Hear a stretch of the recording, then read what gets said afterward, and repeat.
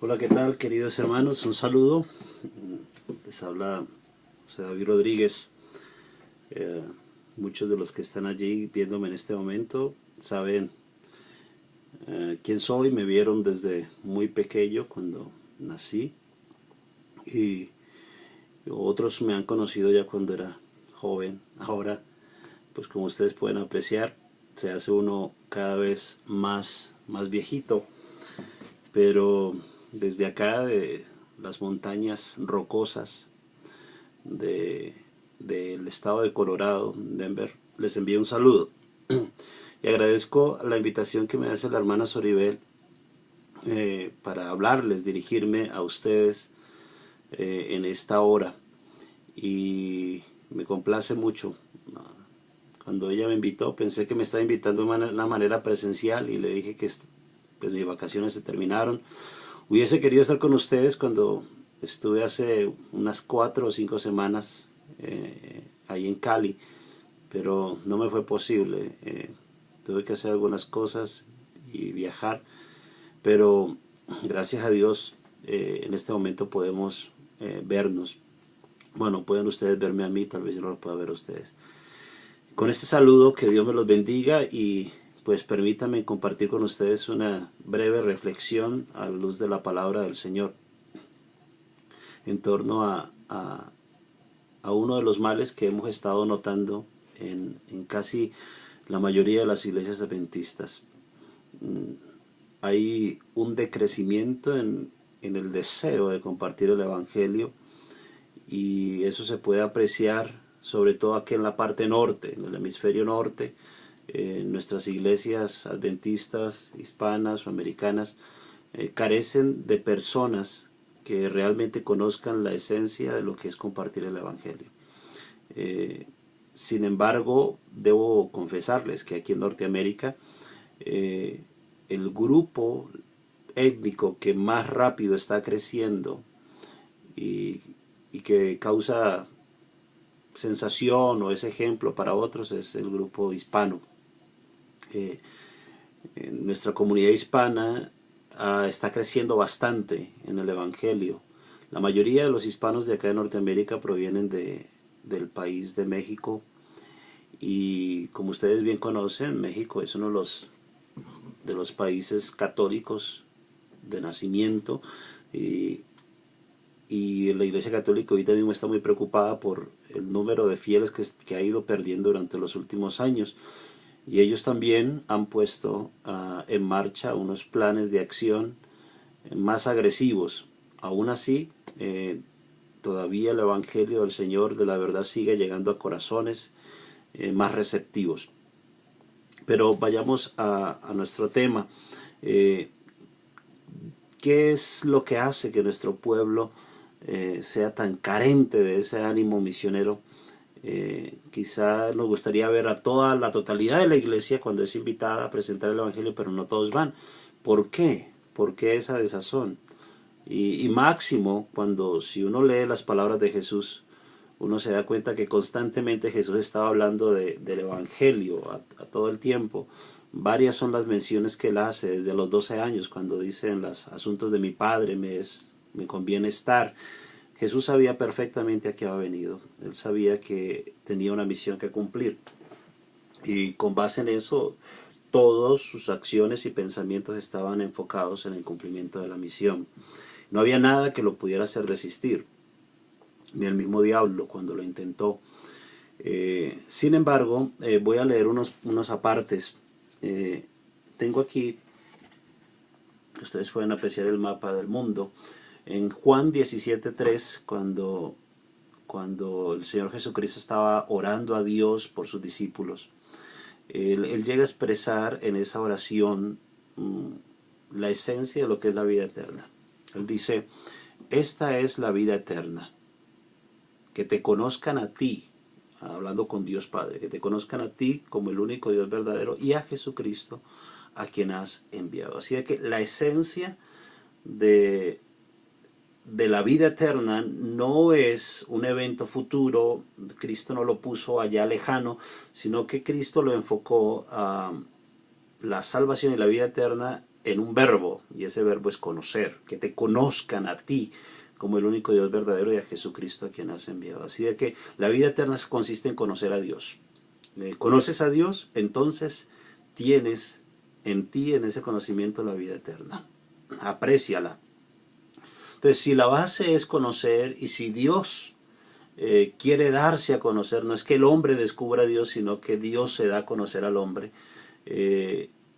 Me he preguntado en los últimos años, ¿por qué Dios tiene que colocar el evento de la segunda venida al final de la historia? Si el asunto es darse a conocer, ¿por qué Dios no se da a conocer con toda su gloria y majestad? ¿Por qué tiene que ponerlo al final de la historia, en su segunda venida? ¿Y por qué mejor no aparece de esa forma gloriosa al inicio de la historia del mundo? Que la gente lo conozca, que la gente sepa quién es Él. Y así nos evitamos que existan personas que se hacen llamar sabios y se declaran a sí mismos ateos. Entonces, ¿por qué no hacer esa venida gloriosa al principio? Esa era la pregunta que estaba diciendo, porque la Biblia dice en Apocalipsis 1:7 que todo ojo lo verá, ¿no? Aún los que lo traspasaron, todo ojo lo verá. Entonces, si todo ojo lo ha de ver, ¿por qué no hace esa segunda venida y la puso al principio de la historia? Y de pronto aquí hallo la respuesta. En Mateo capítulo 16, al Señor Jesús lo buscan, y como ha ocurrido en otras ocasiones, allí lo buscan para que demuestre si es en verdad lo que dice ser que es, el Hijo de Dios. Entonces leo, por ejemplo, lo que dicen los primeros 3 versículos de Mateo 16. Algunos fariseos y saduceos vinieron a tentarlo y le pidieron que le mostrase una señal del cielo. Aquí dice, fariseos y saduceos buscaban señal. Queremos una señal, demuéstranos que tú eres el Hijo de Dios. Y Jesús pues le responde, al atardecer decís habrá buen tiempo, porque el cielo está rojo. Al amanecer decís habrá tempestad, porque el cielo está rojo y nublado. ¿Entendéis? Termina diciendo el Señor, son capaces de entender el aspecto del cielo, pero no entendéis las señales de los tiempos. Y así es como le dice hipócritas, ¿no? Porque entienden las señales del cielo, entendemos los eventos climatológicos, tenemos radares, sensores, toda una gama de conocimiento electrónico en relación al clima, pero no hemos sido capaces, dice el Señor, la gente no ha sido capaz de conocer algo que Jesús llamó las señales de los tiempos. En otras palabras, conociendo las señales de los tiempos, deja uno de ser hipócrita. Aquel que solo conoce las señales meteorológicas, pero no conoce la señal del tiempo en el que vive, para Jesús es un hipócrita. Así de que la pregunta que tenemos que hacernos todos los que están escuchando en esta mañana es, ¿qué tan hipócrita soy? En otras palabras, ¿conozco el tiempo en el cual vivo? Sé del cambio climático, sé de los aparatos electrónicos, conozco de los últimos avances en la ciencia, pero la pregunta clave no es esa. La pregunta clave es, ¿conozco el tiempo en el cual vivo? ¿Cuáles son las señales que me indican en qué tiempo vivo? Y de aquí sale una gama enorme de señales, pero quiero solamente tomar el esquema de Daniel capítulo 2, cuando se le muestra al rey Nabucodonosor una estatua y se ve en divisiones de metales los diferentes eventos históricos que a razón de imperios se van a presentar en la historia del mundo.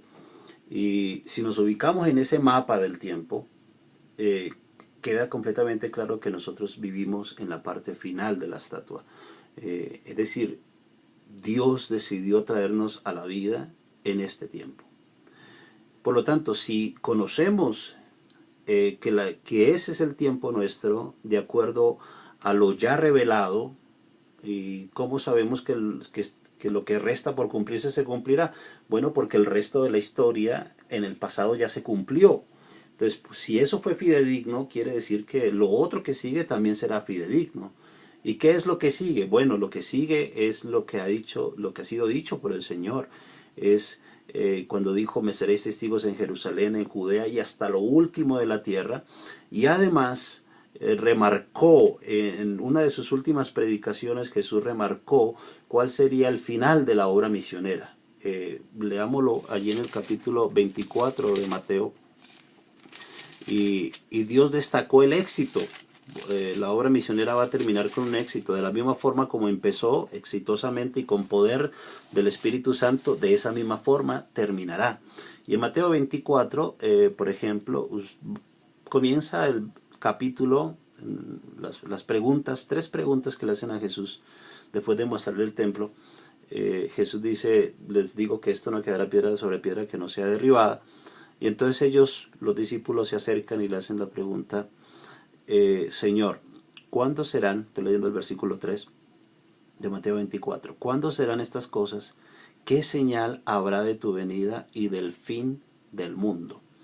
Entonces hay 3 preguntas. ¿Cuándo serán estas cosas? ¿Cuáles cosas? Lo que dijo Jesús, no quedará piedra sobre piedra que no sea derribada. La segunda pregunta es, ¿qué señal habrá de tu venida? Y la razón de esa pregunta es porque los judíos asociaban que si el templo ya no era más, es porque la segunda venida ya terminaba. O sea, en ese momento, en el momento de la segunda venida, demarcaba que el templo ya no iba a ser más. Entonces relacionaban esos 2 eventos. Por eso dice, ¿cuándo serán estas cosas? ¿Qué señal habrá de tu venida? Y luego, del fin del mundo. Y Jesús comienza a responder esas preguntas. Y lo siguiente que dice Jesús es, mirad que nadie os engañe porque vendrán muchos en mi nombre. Yo soy el Cristo y a muchos engañarán. Y Jesús comienza hablando de las señales previas a la tercera pregunta, la señal del fin del mundo. ¿Qué señal habrá del fin del mundo y qué señal habrá de tu venida? Y es ahí cuando él empieza a responder esas 2 preguntas, diciendo, vendrán muchos en mi nombre, falsos profetas, guerras, terremotos, hambres, destrucción, por pestes y enfermedades por todos los lugares. Son señales de los tiempos que indican una cercanía, que indican un evento, y Dios lo puso así. Pero luego dice, todo esto es solo principio de dolores. Eso quiere decir que los terremotos, el hambre, las guerras no son el fin, son el principio de dolores. Ahora, ¿cuál es la señal que realmente demarca que ya llegó el fin? Y la señal que demarca que ya llegó el fin, el Señor Jesús solamente puso una, y es la que encontramos en el versículo 13 y 14. Dice, el que perseverare hasta el fin. ¿Hasta cuándo? Hasta el fin. Es decir, el que permanezca firme hasta el fin, termina diciendo, este será salvo. La pregunta que queda es, ¿cómo es que una persona, un creyente, puede perseverar hasta el fin?